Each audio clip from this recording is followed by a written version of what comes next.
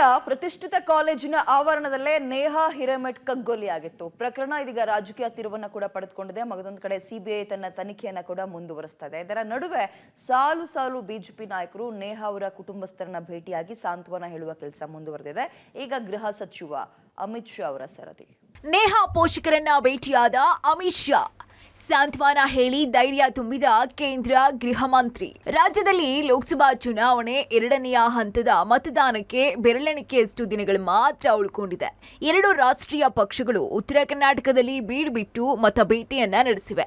ಚುನಾವಣೆ ಹೊತ್ತಲೇ ನಡೆದಂತಹ ಹುಬ್ಬಳ್ಳಿ ಕಾಂಗ್ರೆಸ್ ಕಾರ್ಪೊರೇಟರ್ ನಿರಂಜನ್ ಹಿರೇಮಠ್ ಪುತ್ರಿ ನೇಹಾ ಹತ್ಯೆ ರಾಜಕೀಯ ಸ್ವರೂಪವನ್ನ ಪಡ್ಕೊಂಡಿದೆ. ಹತ್ಯೆ ಪ್ರಕರಣ ಚುನಾವಣೆಯ ಪ್ರಮುಖ ಅಜೆಂಡವಾಗಿ ಮಾರ್ಪಟ್ಟಿದೆ. ಇನ್ನು ಮತದಾನದ ತನಕ ಹತ್ಯೆ ಪ್ರಕರಣ ಜೀವಂತವಾಗಿಡುವ ಪ್ರಯತ್ನ ಕಾಂಗ್ರೆಸ್ ಹಾಗೂ ಬಿಜೆಪಿ ಮಾಡ್ತಾ ಇದೆ. ಇನ್ನು ನೇಹಾ ಹತ್ಯೆ ನಡೆದಂತಹ ಬಳಿಕ ನಿರಂಜನ್ ಹಿರೇಮಠ ನಿವಾಸಕ್ಕೆ ಬಿಜೆಪಿಯ ಘಟಾನುಘಟಿ ನಾಯಕರು ಭೇಟಿ ನೀಡಿ ಸಾಂತ್ವನ ಹೇಳೋ ಕೆಲಸವನ್ನ ಮಾಡ್ತಿದ್ದಾರೆ. ಬಿಜೆಪಿ ಅಭ್ಯರ್ಥಿ ಪ್ರಹ್ಲಾದ್ ಜೋಶಿ ಪರ ಪ್ರಚಾರಕ್ಕೆ ಹುಬ್ಬಳ್ಳಿಗೆ ಆಗಮಿಸಿದಂತಹ ಕೇಂದ್ರ ಗೃಹ ಸಚಿವ ಅಮಿತ್ ಶಾ ನೇಹಾ ಕುಟುಂಬಸ್ಥರನ್ನ ಭೇಟಿ ಮಾಡಿ ಸಾಂತ್ವನ ಹೇಳಿದ್ದಾರೆ. ಮೊದಲಿಗೆ ಹುಬ್ಬಳ್ಳಿ ವಿಮಾನ ನಿಲ್ದಾಣದಲ್ಲಿ ಅಮಿತ್ ಶಾ ಮತ್ತು ನೇಹಾ ಕುಟುಂಬಸ್ಥರ ಭೇಟಿ ನಿಗದಿಯಾಗಿತ್ತು. ಶಾಸಕ ಅರವಿಂದ್ ಬೆಲ್ಲದ್ ಅವರ ಕಾರ್ನಲ್ಲಿ ನೇಹಾ ತಂದೆ ನಿರಂಜನ್ ತಾಯಿ ಗೀತಾ ಮತ್ತು ಸಹೋದರ ನಿಹಾನ್ ರನ್ನ ಕರೆದೊಯ್ಯಲಾಗಿತ್ತು. ಆದರೆ ಸಮಯದ ಅಭಾವದಿಂದ ವಿಮಾನ ನಿಲ್ದಾಣದಲ್ಲಿ ಭೇಟಿ ಸಾಧ್ಯವಾಗಲಿಲ್ಲ. ಇನ್ನು ಕಾರ್ಯಕ್ರಮದ ಸ್ಥಳಕ್ಕೆ ಬರುವಂತೆ ಸೂಚಿಸಿದಂತಹ ಅಮಿತ್ ಶಾ ನೇರವಾಗಿ ನೆಹರು ಮೈದಾನಕ್ಕೆ ಬಂದು ಜನರನ್ನ ಉದ್ದೇಶಿಸಿ ಭಾಷಣ ಮಾಡಿದ್ರು.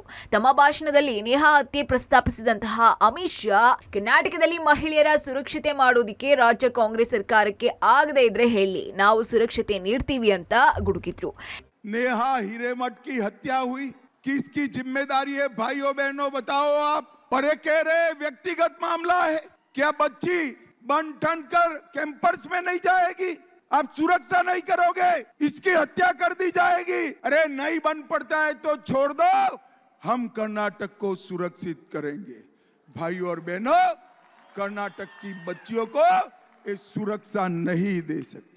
ಇನ್ನು ಕಾರ್ಯಕ್ರಮ ಮುಗಿದ ಬಳಿಕ ಪ್ರಹ್ಲಾದ್ ಜೋಶಿ, ಶಾಸಕರುಗಳಾದಂತಹ ಅರವಿಂದ್ ಬೆಲ್ಲದ್, ಮಹೇಶ್ ತೆಂಗಿನಕಾಯಿ ಜೊತೆಗೆ ಅಮಿತ್ ಶಾ ನೇಹಾ ಕುಟುಂಬಸ್ಥರನ್ನ ಭೇಟಿ ಮಾಡಿದ್ರು. 10 ನಿಮಿಷಗಳ ಕಾಲ ನೇಹಾ ಕುಟುಂಬಸ್ಥರ ಜೊತೆಗೆ ಮಾತುಕತೆ ನಡೆಸಿದ್ರು.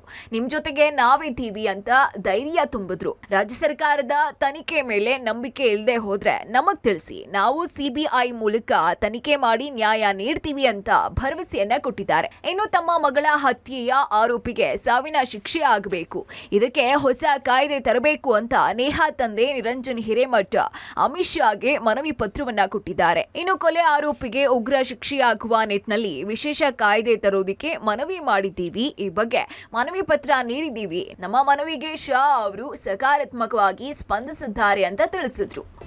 ಈಗಾಗಲೇ ನಮ್ಮ ಕೇಂದ್ರ ಗೃಹ ಸಚಿವರು ಹುಬ್ಬಳ್ಳಿಗೆ ಆಗಮಿಸಿದ್ರು.